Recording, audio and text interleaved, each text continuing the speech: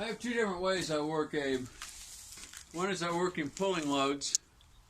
He has a cart that he pulls. You've seen some of those videos.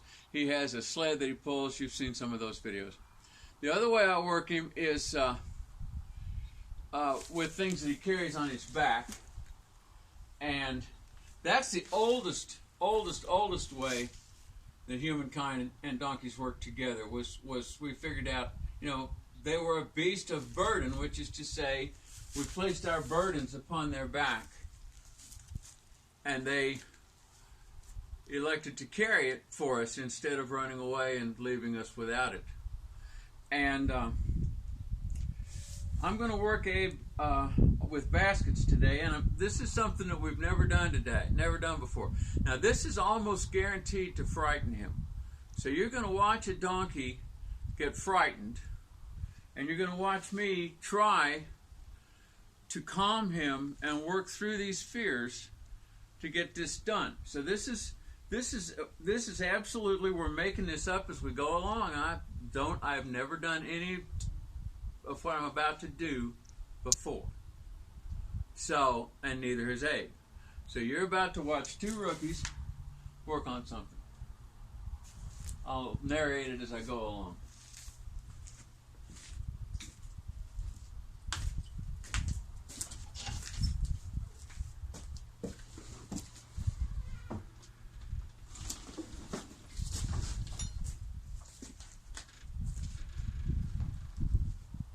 First thing I'm going to do is put this blanket on him.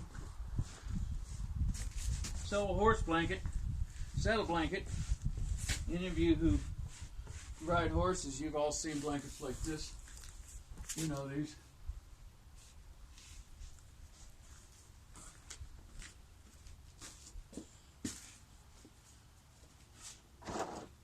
I'm putting this on to cushion his back.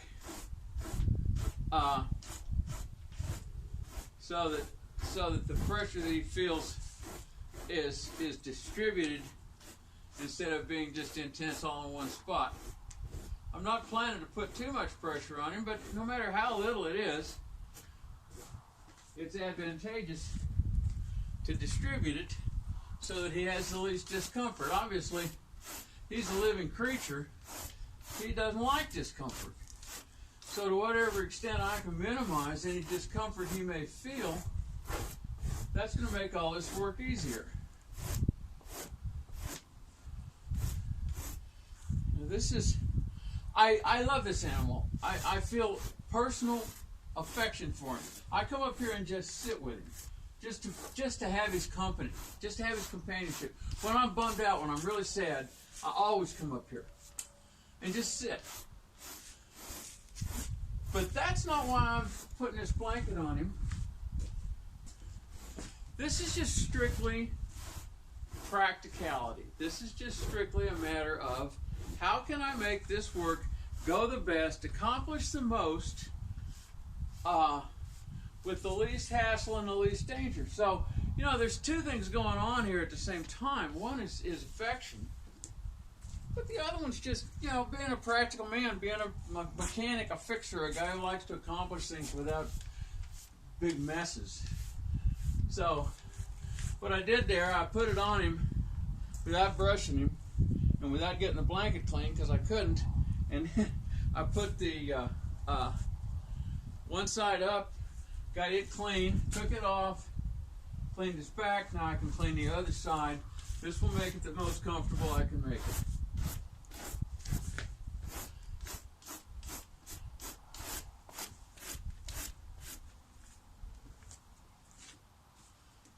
This blanket's made out of real wool. I don't care who tells you what. I do not believe that any artificially made fiber is the equal of virtually any natural fiber. I feel the same way about leather and plastic.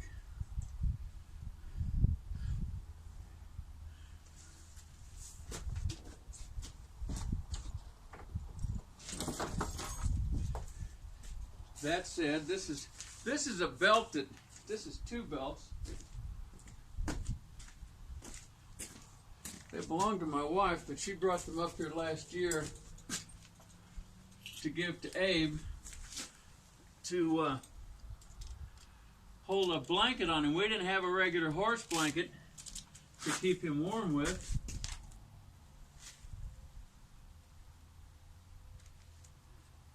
So we just used an old wool army blanket to get him through the winter. This is too long. After I get it figured out what I'm doing here, I'll try to make one that's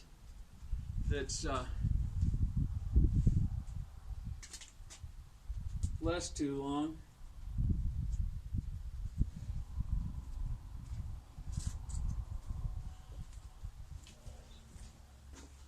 Okay, the objective here is I want to hang a couple of baskets on his back. And I bought two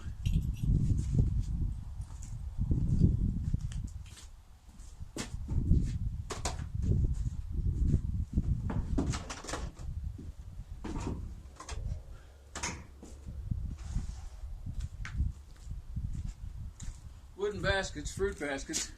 When I bought them, I thought they were going to be about this deep, so I was pretty disappointed to see what I got. But that's life. Now I need some way to fasten those to this belt.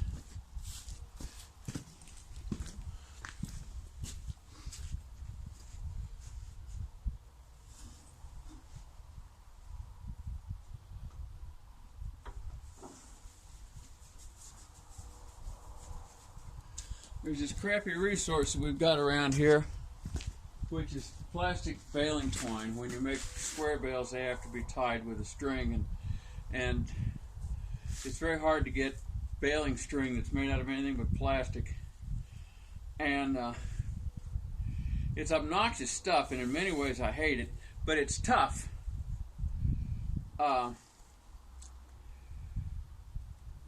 Which is why they went with it. You know, people didn't choose plastic because it was worse in all ways. They chose plastic because they saw ways in which it appeared to be better. And so that was wonderful, and so they went with it. So it is strong. It's incredibly strong.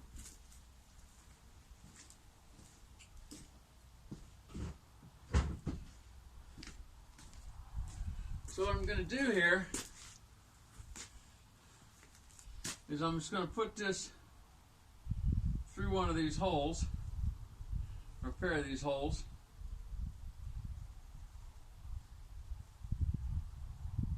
In this belt, like that.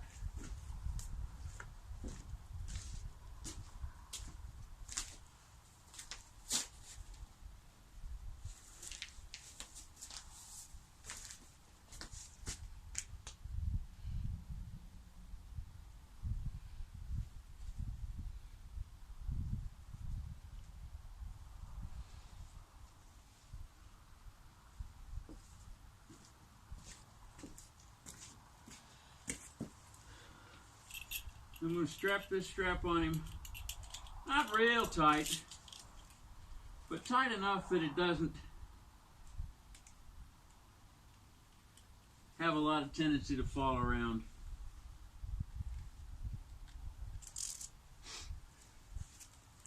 I'm going to take one of these baskets and put it up here on his side. Now see, Abe's had a lot of stuff put on him. So far, he's going with this. But you can see it's making him nervous. And he has a right to be nervous.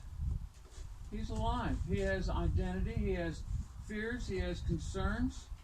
He's a real person. I mean, you know, we have this phrase that we use. We talk about I didn't get that right. We talk about anthropomorphizing, where we somehow tell ourselves that animals are like people, and it's like, yeah, you idiots, people are animals.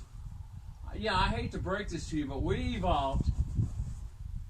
actually evolved in the same part of Africa as Abe did.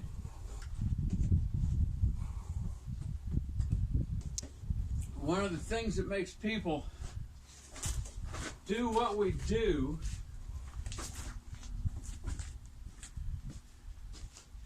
is that even those of us who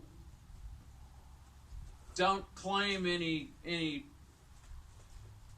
theist religion still act as though we believe that humans were created separate from the rest of the world, and that we have some God-given right to destroy every other form of life there is if it gives us toys we have fun with, like cars and airplanes. And none of these other forms of life have any inherent right to live on this planet. But that just like us, I mean that we are the human, the superior life form which has the right to destroy all this other life so that we can have toys that appeal to us. And we can go faster than we were evolved to go. And if that means all the rest of them have to die, that's okay. We're all right with that. Except that, frankly, I'm not. Okay? I'm just not okay with it. I don't like it. It doesn't satisfy me. So I don't think that animals are humans at all. I just know, and there's not a scientist on earth who can tell you otherwise, that humans are animals. We evolved here. We're part of this. I don't know how to best do this. Guess I'll try this.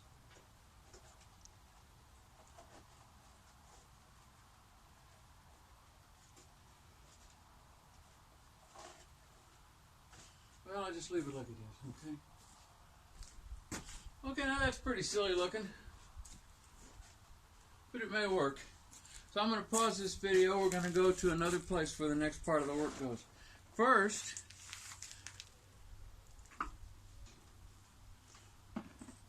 and yes, I do stick my fingers clear in his mouth. He's not going to bite me. He's my friend.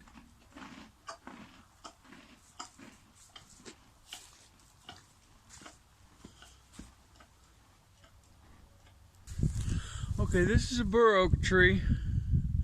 He's tied to the bur oak tree, and on the ground around it are acorns.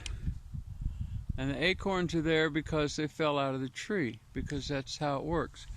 Now, I could be gathering these to convert to flour and eat, but for now, in the short term, I'm more concerned in propagating more bur oaks so that there's more food in coming generations. So I'm going to go in, I'm going to get a harvest tool, I'm going to come out here and I'm going to harvest these, and it's just going to scare Abe a lot, and you're going to have to see him get nervous. But you'll also see him get encouraged, and you'll see us try to work past the fear. So, hang on.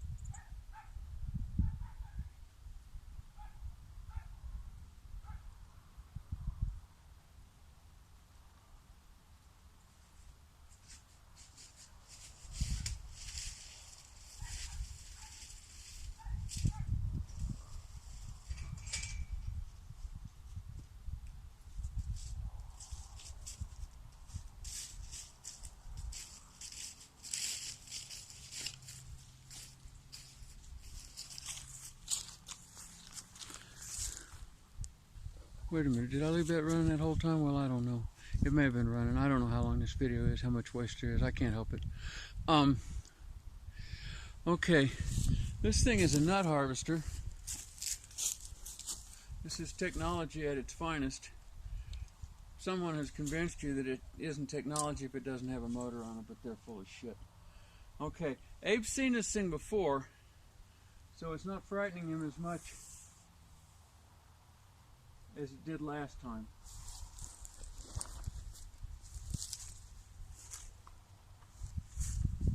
The objective is to let him see that this is not going to hurt him.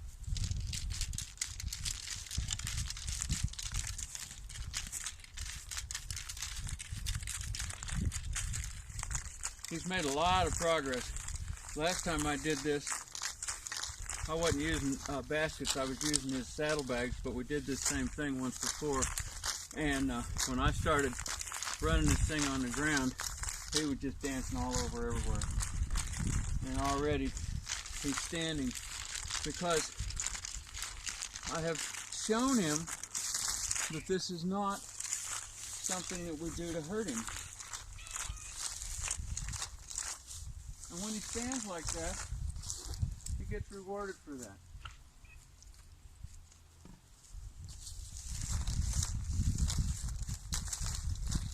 A lot of times, it's not like he'll do anything that I ask of him.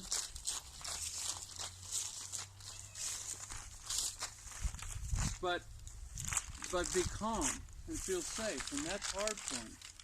So he doesn't get his rewards just for working, but he also gets his rewards for standing calm. Now this is probably going to frighten him. We're going to do the best we can here.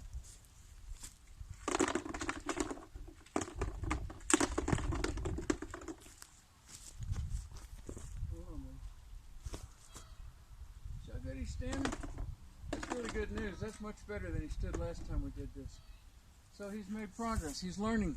This is what teaching is. This is what training is. Training's not teaching him to know how to do some particular trick. I mean, as far as the knowing how to do tricks, you know, I may work him with a lead rope all his life. I may possibly easily be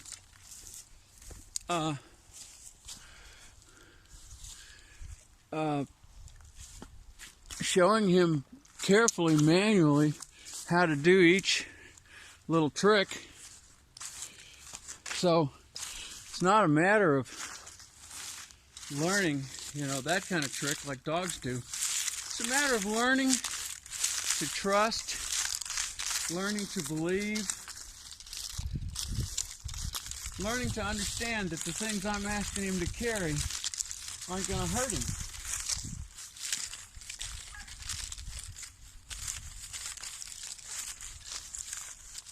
You can look all over YouTube and see how to make human edible flour, F-L-O-U-R, bread flour, out of acorns. And we could be doing this. And of course, I could also pick up one, carry over here and do this with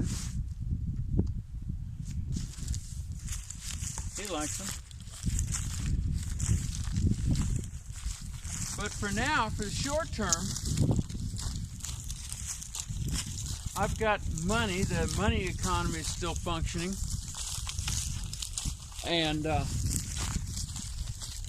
with that money, I can buy industrially produced food like everybody else in the country does. So I don't need these acorns now to eat. But should humankind survive this period of collapse that's coming, somebody else is going to need these acorns, and they're going to need millions of them. Instead of one tree's worth, they're going to need dozens of trees worth. And they're going to need a bunch of different species of acorns and oaks, because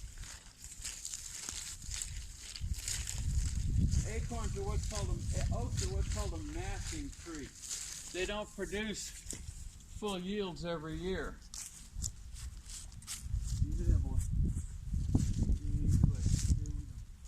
They produce partial yields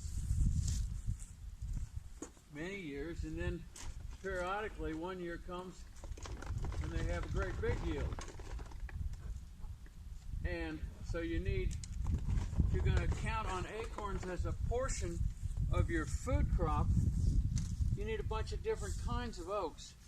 We need to not fall for the same trap that made us say, okay, we're going to feed 7 billion people 5 species of grass seeds, and cross our fingers that we never have a year the grass doesn't grow. Because every single year, as the climate changes, every year, those things which do not die that year are a little closer to being adapted for the higher temperatures.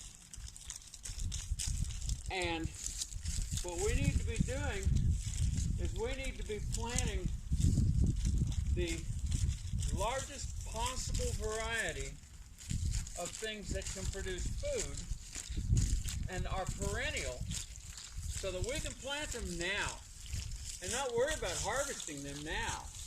We can get through this period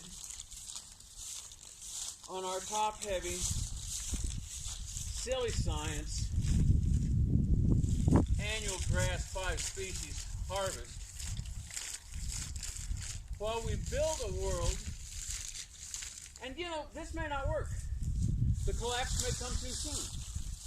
But if the collapse doesn't come too soon, this tree here, my wife and I planted this tree here 15 years ago this past September. Now, it was not a seedling, it was a sapling. It was about as big around as my forearm and about 7 feet tall probably. But in that 15 years, it has come to produce a lot of food. You know, off of last year's crop, we could have easily had 2 loaves of bread a week all year off of last year's crop off this one tree. And that may not have kept us alive all by itself, but it sure would have been handy. Yeah, he stands back a little as I get this thing closer to him. It does make him nervous, but he's really good.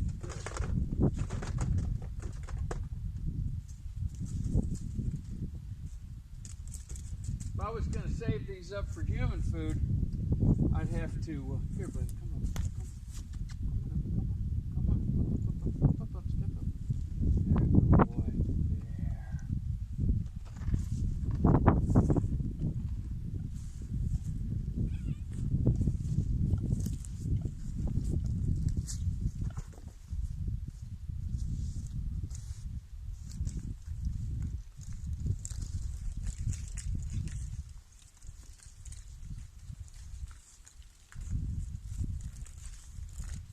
Scared?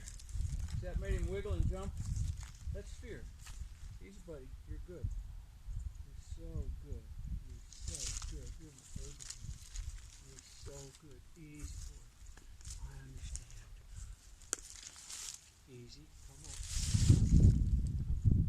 The two sides of them learn different. Don't learn the same. Come on. Step up. Come on. Step up. Up, up, up. There. Good boy.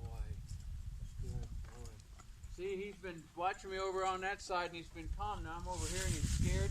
That's how equines work. Any horse trainer can tell you the same thing. If you don't teach both sides of your horse something, one day you're going to get on the wrong side and that horse isn't going to know the thing that you taught him at all. It's just all completely new.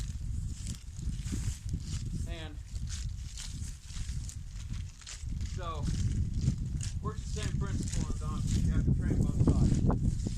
See, now he's getting better. He's coming up to it. He's seeing that it's safe.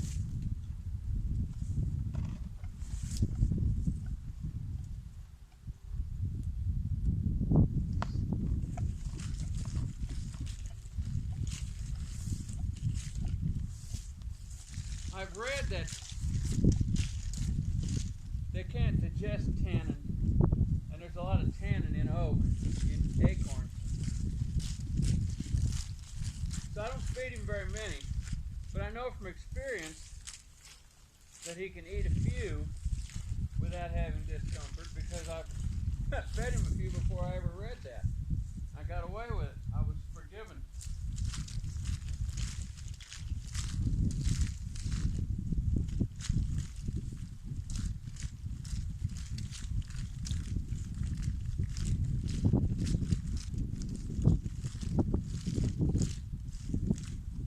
And so since I know he likes them, I give him a few. Oops, Spunk. Bonked your nose, didn't you? See, I just bonked his nose with this stick. And he didn't even blink.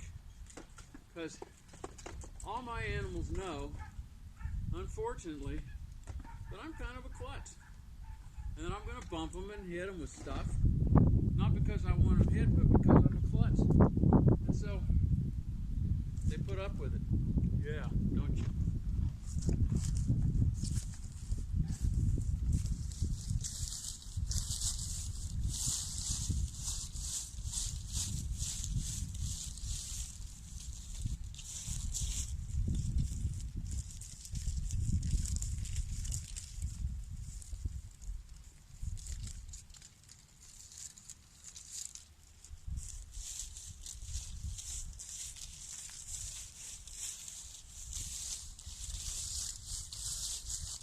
Hello, Smoker.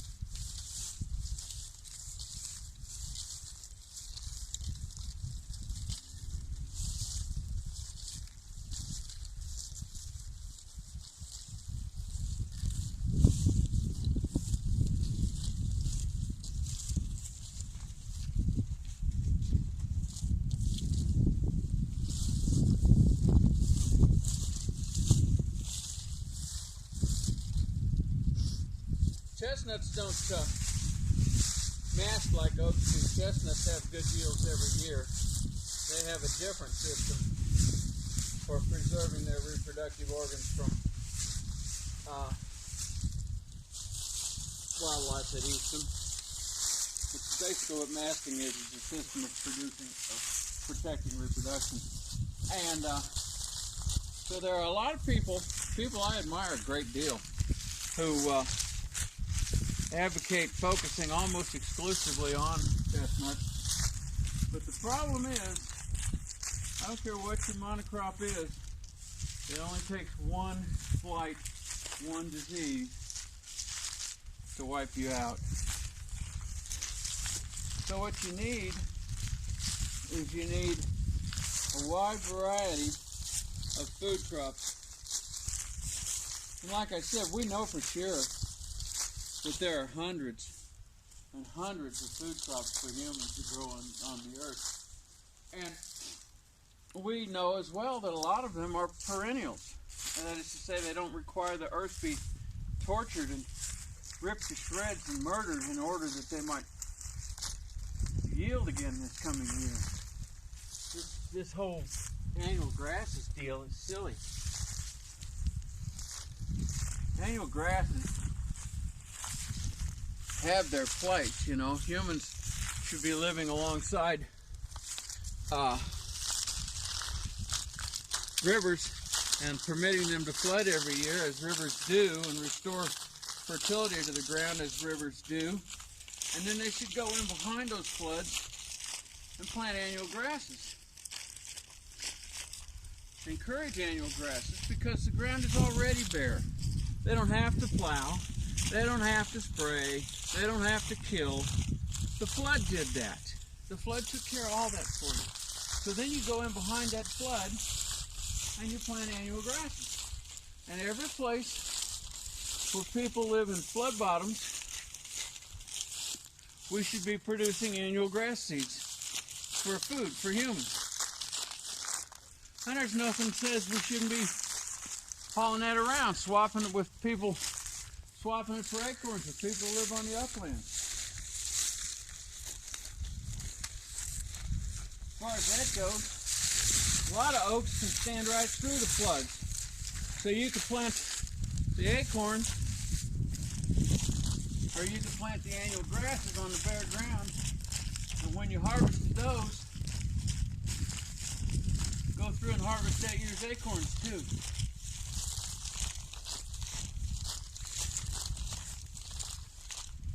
What strikes me as really bizarre is that the things I advocate, I'm told constantly over and over and over and over and over that the things I advocate are somehow anti-science and anti-technology because I don't believe that bigger, faster machinery is the solution. My friends, bigger, faster machinery is not a synonym for technology or the other way around. This is technology. Some genius realized that if you make this out of springs, they'd spread out when you rolled them over nuts and bounce back into place when you let go of them. That's technology. That's technology just as sure as the fastest supercomputer. And right now today, with global warming, the existential threat that you hear about every single day, this technology is worth more to humankind than all the supercomputers on Earth. And I am not exaggerating. We can starve right to death sitting beside a supercomputer, but we can pick one of these up, take it out, and feed ourselves.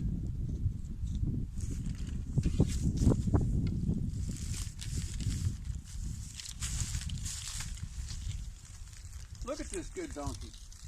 Last time we did this, he was just scared. And here he is, he's just good as gold. Hey, if I just love you, you're so good. You're so good.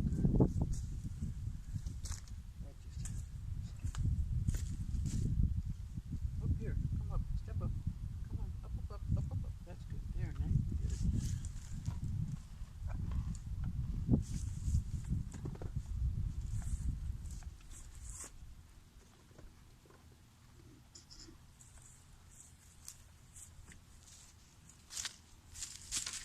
Okay, now we're going to go down in the creek bottom and we're going to scatter these out. I thought about videoing that whole walk down there and everything, but I'm not going to. It's inconvenient to carry the tripod and the phone and everything and lead him, and we'll be going in and out of the woods down in the creek bottom because I'm going to plant these oaks down in the creek bottom. I've got areas down there that I don't mow ever, so I don't have to mark them or keep track of them. And I don't care how many of them come up. Some of them will. I virtually guarantee some of them will. And I've got all these seeds. They cost me nothing. I've got one of the best friends that a human being could ever have right here. He cost me nothing to fuel, to operate. He runs on the grass that grows on my land. He hauls it.